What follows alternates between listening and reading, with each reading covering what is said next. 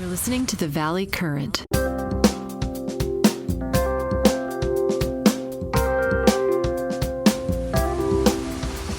Stand up, but I don't like to sit down. Yeah, that's smart. That's a good use. That's a good thing. You have a stand-up desk too? No, I don't have any desk. No desk. You just I try stand not up? to use. Yeah, I try not to use computers as much as possible. So, I Wow. mean, yeah, I have to occasionally, and if I do, I've got a couch in here that I can sit on, but other than that, I try not to use it. I try to spend my time with people rather than technology, even though I use technology all the time. That's really smart. I was talking to a professor today who said he gets his best work done just walking around the house with a tape record his smartphone recorder on, and he just talks into his recorder while he walks around the house. His wife thinks he's going crazy, but he's actually doing some deep thinking, and he gets in like 20,000 steps a day. So he might walk like, I don't know, 4 or 5 hours around his house, not at his desk, just walking in the house. I guess he's got like a little way he does it just around the whole friggin' house. Occasionally he'll go outside, but he said he lives in Germany, so it starts getting cold now. But he said he gets exercise, his thoughts flow, he feels like it's the right way to actually do deep thinking. And people who Yep. sit at their desk, they're wasting their time. Yeah, I think I'm wired that same way. I can't do deep thinking sitting down. I have to be active. And my best thinking happens when it's dark. And I like walking outside. When I'm walking outside and it's dark out, there's like nothing to focus on other than your own thoughts. And I just feel like it's like the best. Just like him, you've actually figured out how you get your best deep thinking done. There's lots of people that don't experiment and don't figure out, well, where do I get and when do I get my best thinking done? I've discovered that if I get up really early, like 5 a.m., my best thinking is like those 2 to 2.5 hours from like 5 a.m. to like 7:30 a.m. And then I'm typically on a bike on the way to yoga at 7:30 a.m., that sort of thing. But the best thinking happens in those early morning hours when there's no other activity going on. And, I've discovered that only recently. And I have to say, I wish I discovered that a lot sooner. A lot of people don't do that. But tell us the journey of how you've come so far as you've come, because you've been very successful as an entrepreneur.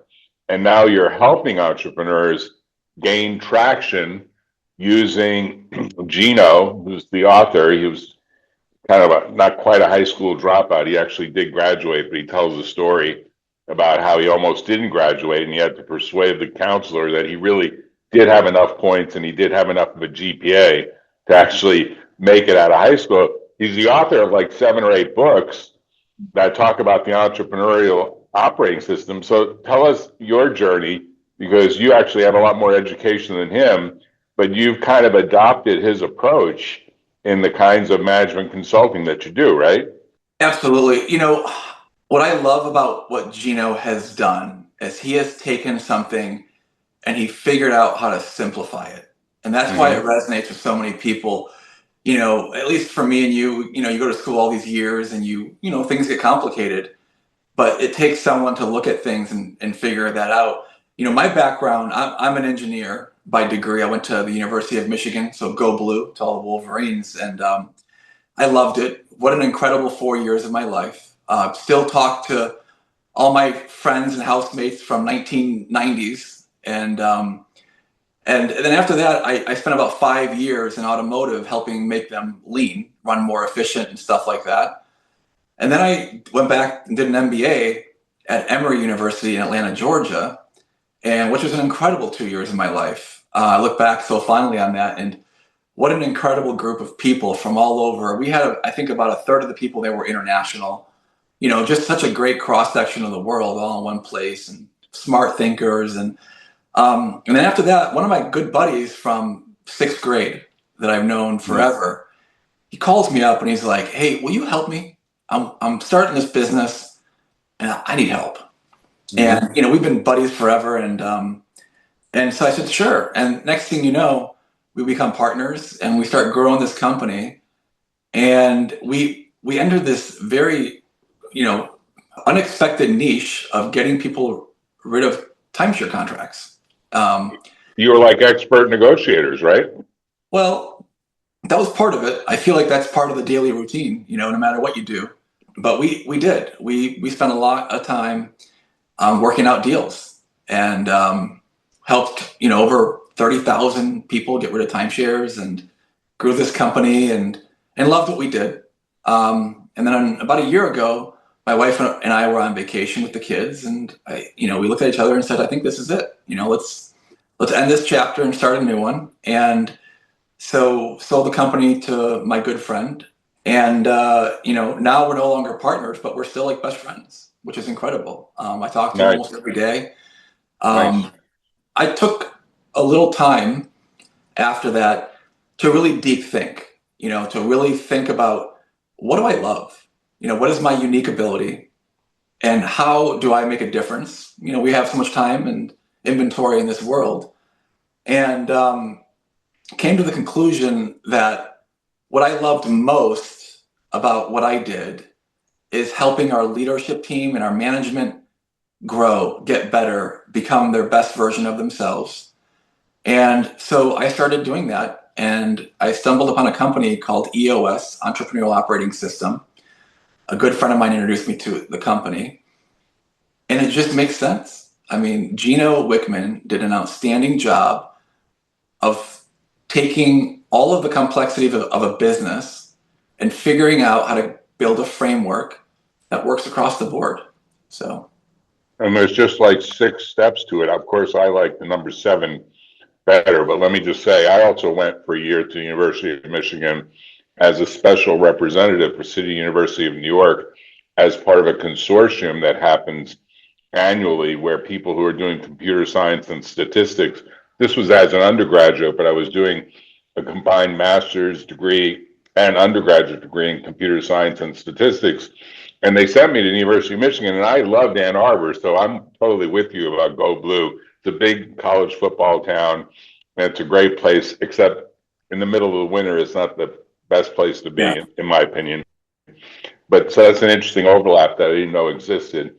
And then this whole timeshare thing, I've actually purchased timeshares mistakenly in Mexico and regretted it because high pressure tactics, lots of stupid decisions that you make when you're not thinking straight, when you're on vacation. And I think there are a lot of people that make the mistake. So I'm glad you established that business. It sounds like it was very successful. Sounds like it still is successful. And it sounds like you exited to something better because now you're really doing what you love. And you're right. We're lucky if we get 100,000 work hours in a lifetime. When you really look at how many hours are available over a lifetime, it's not really that much in terms of total time. Most people say you can become an expert in something like 10,000 hours. I'm not really sure that's true, but people say that. But it's not like you get an unlimited time because most of us don't even make it to 100 years. And 100 years sounds like a lot, but the truth is it really isn't. It goes really fast, particularly once you get to be about 40 or 50, you start realizing it's going faster and faster. And believe me, it accelerates from there. So I'm with you on everything you said. But Gino presents pretty well. And I think he really enjoys the presentation style that he does. And even he sold his business because he wanted to do something better. So you kind of followed that pattern if you think about it, right? I did. And I think you get to a certain point in your career, in your life, where you become insightful and, you self-reflect and you want to do the best you can do for your family, for the people around you and your community. And that's ultimately what got me. And I got to have the best of all worlds where I get to still work with my old company and day to day, just from, bouncing ideas off my old partner and being involved in that capacity and helping them. And we're actually doing EOS there right now, which has been fun, and working with the leadership team there. And also get to meet other leadership teams and, a lot of young entrepreneurs who have great ideas, but just don't know how to get them to where they want them to go. Well, probably the biggest aspect is just this idea of trying to squeeze out what is the real vision and who is the real visionary, and figuring out, what roles exist and who's the implementer, and who's the implementer that's really going to follow what the visionary has in mind versus get in the way of it. And then how do you do the organization in a way that's actually effective and efficient? And his 6 sort of step approach is very reasonable, very simple, very easy to understand. But it's amazing how many people come out of business school, even with an MBA, and don't necessarily know this because they don't teach it, because most of the professors in business schools never operated a business. I mean, that's just the fact of life. It's amazing. It is. I had a conversation with a good friend of mine recently, and he sold his company, and he stayed on for about a year and a half. He did really well with the company, and they grew it into a massive company. And they brought a successor in. He was a really smart MBA. I mean, savvy, and about a year in, he and I were playing pickleball, and he said, Theo, he hit his ceiling, and what he was saying is that this guy was just so bright, right? But he was missing the people component. And if you don't get that, and if you can't quite relate, and you can't quite, your mission is to make the people around you better, create an opportunity, understand who your players are, what their capabilities are, getting them in the right seats. And so, it's really easy for a company to have so many smart people, a collection of these people, but not know how to get the most out of them. And that's what Traction, I think, and EOS really does so well. And what Gino did, and I did take his suggestion to read his second book. I had read his first book when it first came out, and I thought it was great. And I thought it may have been missing a couple of things in my mind, but I just said, he simplified it in a way that makes sense. But then I read at his suggestion, I read EOS Life. And at the end of that, I listened to it on audio while I do this bike riding. And I was listening to the interview that he does at the end of the book, which is very telling, because he really kind of reveals his journey, where he ended up not wanting to go to college, being pulled into the family business, maybe partially against his will, but he did engage. And he did learn right from the very bottom of that machine shop what it takes to do the work on the line, on kind of the assembly line. So he understood roles, and he understood responsibilities, and he understood how the machine shop worked and the time and motion aspects of getting things done and getting these machines all work together. So he's got a great story of how he learned one business, a family business, and then how to make it something that actually gained some traction and actually did succeed. So in many ways, he's lived the journey, and he's kind of made that part of his life. And he talks about it in a way that I think a lot of entrepreneurs, particularly young ones, should really understand. And I would assume you probably do the same thing. You probably do some personal coaching as well as business coaching, right? Yes, I do. Matter of fact, I meet with all different kinds of business people, entrepreneurs, and do one-on-ones that just need to, sometimes it's hard to see things, and having someone else come in and look at things with you offers new perspective. I mean, I also engage in coaching. I think I practice what I preach. I think it's important to have someone else look at what you're doing, why you're doing it, and thinking about the way that you think about. And with Gino, the thing that I love about what he's done is, you kind of keep asking the question, why? And you'd be amazed how many business owners, entrepreneurs, they really can't answer that question. I mean, eventually you boil down to, well, why did you start a business? And what do you want out of this? And many people just can't tell you. And so part of this process is figuring out, what is your target? Because if you're just wandering aimlessly in the desert, you're probably never going to get there. And I mean, I had a conversation this morning with somebody, just in the passing, who is just frustrated beyond belief. And they open up about their business. I'm like, why are you doing this? And he just didn't know the answer. And that's the starting point, knowing where you're going. There are a lot of people, that use the 5 whys. It's like you ask why in succession and get every response. And usually by the time you get to the 4th or 5th one, occasionally it might take 6 or even 7, usually get to the core of it. Well, my dad really told me this would be a good thing to do, and I follow what my dad said, or my uncle did it and he dragged me into it. And that's probably the wrong answer, because each of us should really find the thing that gives us the sense of flow and the sense of mastery that we really enjoy on a daily basis, as opposed to something that we just do to kind of saw wood in repetitive tasks, right? Exactly. And I think that just takes courage. It takes your ability to be willing to be vulnerable with yourself and say, what do I really love to do? What am I good at? And when you can figure that out and figure out what you're not good at, then you can start figuring out who to bring on board, who to help you, how to build an incredible organization where everyone can work together in unison. And, one of the things with EOS that I love, and, the idea, there's like 3 kind of fundamentals of vision, traction, healthy. And, vision is, getting everyone 100% on the same page with where you're going, how you're going to get there. And I can't even tell you how many leadership teams I've met with where you get in a room and you ask them and say, what do you want out of this thing? Where are you going? What are your goals? And they all have different answers.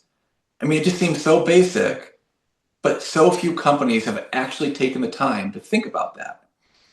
And then the other pillar is traction, is just getting everyone to actually have the discipline and accountability to execute. And if you don't know where you're going, execution becomes really difficult. Right. Yeah.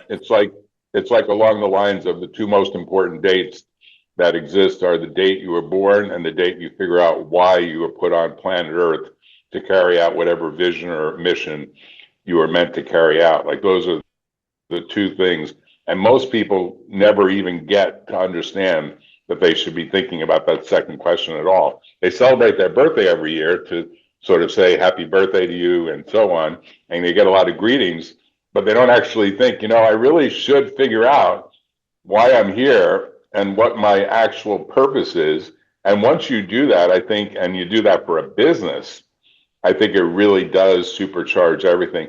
So the one other area I wanted to cover before we adjourn is, and we'll definitely have you back to tell some of the stories about areas where you really turned around a business or turned around a career or turned around a team or helped a startup, because we see many startups, is you work out in a very efficient way. You were telling me you get like 20 minutes in, and you're maybe the video doesn't show this, but you're a pretty muscular guy, and you probably have a BMI below 12, which is a great number. But just how do you do it? How do you do that kind of 20-minute amazing workout? What, 7 days a week, 5 days a week? What do you typically do? Well, first of all, yes, I try to work out very efficiently. And I had an incredible trainer years ago who showed me a lot about training, and he was very eclectic in his way. But years and years later, I found out that everything he had told me had kind of come true.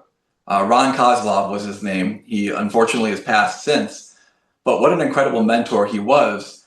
And so what I do is in about 20 minutes, I'm doing between 200 and 300 repetitions. And I'm going, and I don't do light.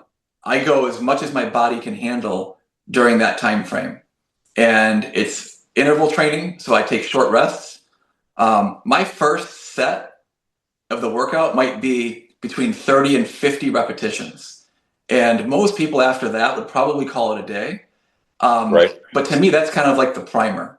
And you do that and you fatigue that muscle, and everything after that's gravy. You are, and when I'm training, I'm not talking to people. I'm in the middle of the Rocky Mountains. I don't hear the music. I don't hear anything around me. I don't see anything around me. It's complete focus. And it's worked for me. There's a lot of ways to work out. So I don't, proclaim, hey, my way is better than yours. but it's worked for many years. It's efficient. I'm in and out quickly. And I've taught this training routine, I don't know how many people, hundreds maybe over the years. Just anyone who wants to listen. I always get people that approach me in the gym and say, how do you do it? What do you do? And I'm always happy to talk about it. And I train people that are 70s and 80s that, for the first time are saying, wow, I haven't gotten a workout this good in years because they weren't able to do what they used to. And their mind was stuck that if I can't train as heavy as I used to, that I won't get the workout I want. And so the body's an incredible instrument, and I just continue to challenge it. So a bonus, I guess, you would give to any entrepreneur that wants to engage you for traction and for understanding the EOS, the Entrepreneurial Operating System, is you would throw in a free training series that may change their lives, right? As part of the consulting. That's it. I mean, look, when you really boil down to EOS and why I do what I do, it's to help people live a better life. I've seen, some dysfunction over the years, what it's like when work just gets you. And so how do we get people to live a better work life and to really live a consistent life? How do you treat people at work? What's your environment there? What's your environment at home? Bringing an incredible environment everywhere you go, the positive attitude and the ability to just want things and to know that you can. You can't have everything, but you can have anything. And I think that's something that if you stay focused and you believe that, then incredible things happen in your life. And for people that I work with, they get free training from me. So matter of fact, I encourage it during lunch break. You have a choice. You can either have lunch or you can work out with me. And I make them regret it, kind of. So tell people how to reach you if they're interested in engaging with you, whether on the training side or even better, the training side and the consulting side, because you can help almost any level of business, from the smallest ones right up to the biggest ones. I've seen you in action and I highly support what you're doing. So how would people best reach you? By phone, by text, by email, by website? What's the best approach? Sure. If you look me up on EOS Worldwide, my name is Theo, short for Theodorus Panopoulos. Good luck spelling that. You're the only one with that name in that entire catalog, which has hundreds and hundreds of implementers, right? Yeah, Gino's done an incredible job. We've got over 800 implementers as of right now around the globe. So it's an incredible community of people that support one another. But yeah, you can find me on EOS Worldwide. Probably the easiest way to do it. And if they really have an urgent situation, can they email you or text you, or what other approach can they use? Sure. Yeah, sure. They can email me at tp2@me.com. That's directly to my inbox. That's easy. Hey, thanks, Theo, for coming on. I'll see you probably next week, and we can have lunch, and you can help me get a workout in. I'm sure I'll learn a lot. Let's do it. And by the way, I just want to tell you, I've been listening to your podcast. I love all the topics that you're covering. It's been so much fun. So thank you for putting out some great content. Absolutely. I'm glad you listened. I really appreciate it. Talk to you later. Bye-bye. Thanks, Dad. Take care. Bye-bye. Bye-bye.